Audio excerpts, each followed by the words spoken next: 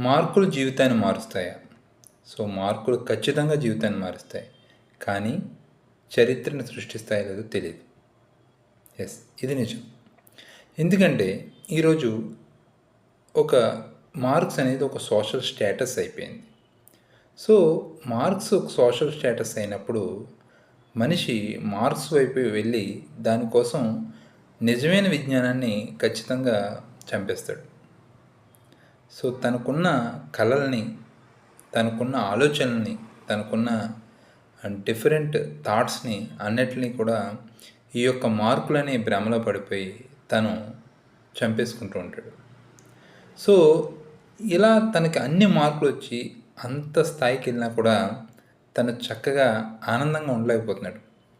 Because తనకున్న ఆలోచన, తన మనసుకున్న ఆలోచన, తను చదివిన చదువు 2 ఈక్వల్ అవ్వటం అవ్వలేకపోవటం వల్ల తనకి ఎన్ని మార్కులొచ్చినా, ఎంత సంపాదనొచ్చినా, ఎంత ఫేమొచ్చినా కూడా తను చాలా ఆనందంగా ఉండలేకపోతున్నాడు.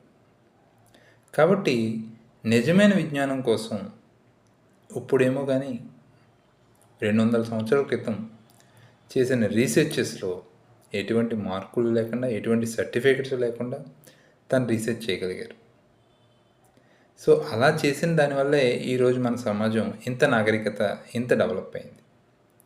కాబట్టి మార్క్స్ కోసం మనం మన పిల్లల్ని, అదేవిధంగా మనం ఇతరులను కూడా ఒక ఫేమ్ వాతావరణంలోకి తీసుకెళ్ళకుండా ఉండటం మంచిది. మార్కులు రావటం మంచిదే. కాకపోతే ఆ మార్కులు ప్రాక్టికాలిటీగా ఉండటం అనేది చాలా మంచిది. సో, ప్రాక్టికల్ నాలెడ్జ్ లేకుండా ఓన్లీ థియరటికల్ నాలెడ్జ్ మీద మనకొచ్చిన మార్కులు, ఓన్లీ థియరీ సబ్జెక్ట్స్ మీద మనం మార్కులు పెట్టడం వల్ల వాళ్ళలో క్రియేటివిటీ లెవెల్స్ పెరిగే అవకాశం చాలా తక్కువ. వాళ్ళ మీద ఉన్న వాళ్ళకి నమ్మకం కేవలం మార్కులు అవ్వకూడదు. వాళ్ళ మీద ఉన్న వాళ్ళకి నమ్మకం కేవలం మార్కుల వల్లే ఉండకూడదు. వాళ్ళకు ఒక కాన్ఫిడెంట్ ఉండాలి. దానికి తోడుగా మార్కులు ఉండాలి. సో, మార్కులనేవి చూపించుకోవడానికి అయితే ఆళ్ళ కాన్ఫిడెంట్ అనేది జీవితంలో బతకడం కోసం. ఆ కాన్ఫిడెంట్ ఉన్న సబ్జెక్ట్సే మనం చదవాలి. ఇలా చదవటం వల్ల ప్రస్తుత రోజుల్లో స్ట్రెస్, ఒత్తిడి, యాంగ్జైటీ ఇవన్నీ రావడానికి అంతర్లీనంగా విజ్ఞానం అనేది చాలా చాలా ప్రమాదంలో పెడుతుంది. కాబట్టి మిత్రులారా, మీ అందరికీ చెప్పేదేంటంటే థామస్ ఆల్వా ఎడిసన్ స్కూల్ నుంచి గెంటేశారు. సో, ఇలా చాలా శాస్త్రవేత్తల్ని స్కూల్లో ఇంప్రూవ్ లేకుండానే ఉంచేశారు.